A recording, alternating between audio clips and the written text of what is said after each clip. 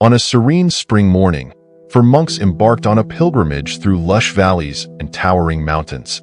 Their path wound beneath a bright azure sky, and the air was sweet with the aroma of blooming wildflowers.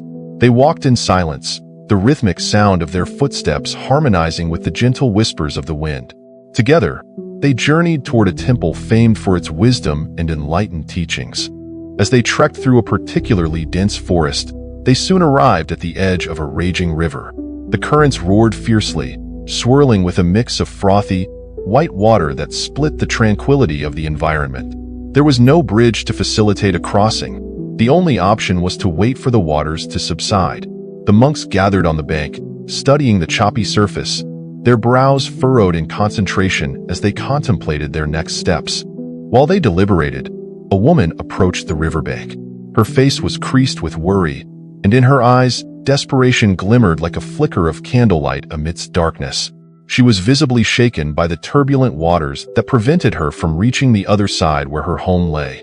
"Dear monks," she implored, "could you please help me cross the river? I must reach my family in dire need." The first monk smiled gently but shook his head. "We are pilgrims, dear woman. Our task is to meditate and seek enlightenment, not to engage in worldly affairs." The other monks nodded in agreement, their expressions stoic and unwavering. "Not one to give up easily," the woman pleaded, "but I am lost without your help. The river will not wait for me." Her voice, laced with urgency, echoed through the trees. Yet the monks remained unmoved. Relying on a strict interpretation of their vows, they resisted the desires of the transient world, firmly believing that their spiritual path did not allow for such distractions. As frustration built in her tone, one monk, however, sensed the anguish behind her persistence. Finally, against the wishes of the other monks, the compassionate monk stepped forward. Without a word, he knelt alongside the woman, ready and willing. With care, he lifted her onto his back, harnessing both strength and tenderness as he began to make his way across the river. The currents thrashed around them, but with focused determination, he pressed on, each step purposeful and deliberate. Once they reached the far bank, he set her down gently and offered her a reassuring smile. "Go to your family," he said softly, and without a moment's hesitation, she sprinted away, her heart filled with gratitude. She turned back only once to offer a heartfelt thank you, her voice dissolving into the whispers of the wind.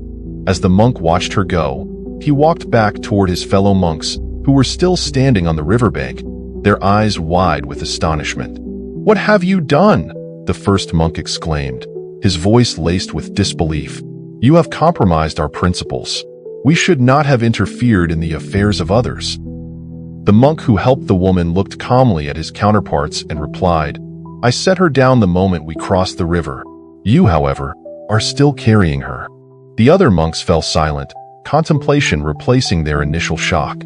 The truth of his words rippled through their minds like the gentle flow of water over stones, weaving a new understanding into the fabric of their rigid beliefs. Calling upon their years of training, they began to unpack the meaning of his actions, realizing that his choice to help the woman wasn't a deviation from their path, but rather an embodiment of their true calling. Compassion, they understood, is not contrary to enlightenment. It is the essence that unites all beings in the pursuit of joy and suffering. As they continued their pilgrimage, they found themselves deep in conversation about the lesson the compassionate monk had unknowingly imparted. Since that day, they adjusted their perspectives, learning to embrace life as it was instead of how they thought it should be. They learned to let go of the burdens of strict doctrines for the gentle tap of shared humanity. Weeks passed, and the four monks arrived at the temple, their spirits buoyed by the experiences they had shared and the wisdom they had gained. They were welcomed by the head monk, who observed the warmth in their hearts, an attitude of harmony shaping their faces. Upon learning of their journey, he asked them to recount the tales that stirred their spirits. The compassionate monk began the story of the river, recounting his act of kindness and the astonishment of his fellow travelers. As he finished, the head monk nodded knowingly. "Indeed, we are all vessels of evolution. The world is in constant motion, and extending our hearts to help others across their own rivers is an integral part of our journey to enlightenment. It is not enough to simply seek wisdom ourselves. We are meant to share it, allowing it to flow through us to others while we walk the path. The other monks listened intently, each one reflecting on the profound nature of the compassionate monk's actions. With no need for affirmations, they became attuned to the ebb and flow of a life enriched by connection and empathy. Days turned into weeks, and among their interventions, the monks aided many travelers in crossing their own turbulent streams. Be they emotional struggles, fears of the unknown, or even acts of minor kindness that reduced the burdens of others. Each act fortifying their bonds, grounding them to existence, and birthing serenity in their hearts. One evening, as they gathered around the flickering glow of a campfire, a student from afar approached. He declared eagerly, "I have come to learn the wisdom of the monks." Without hesitation, the four monks smiled and shared, not only insights from their studies, but through the experiences of life. They spoke of the raging river and the woman whose plea for help had awakened them to their own truths. The student listened intently, a fire igniting within his spirit. And so, the students came from near and far, finding solace at the temple. The monks became guides for so many lost souls, navigating them through the chaos of life and teaching them not just to walk the path of enlightenment, but to forge connections with others along the way.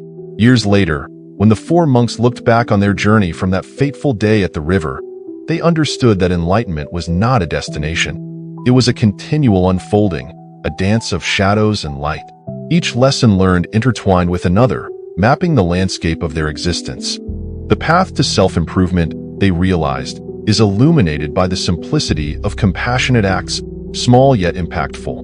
Life, in its essence, becomes a tapestry rich with experiences and connections, imbued with empathy that resonates through the ages.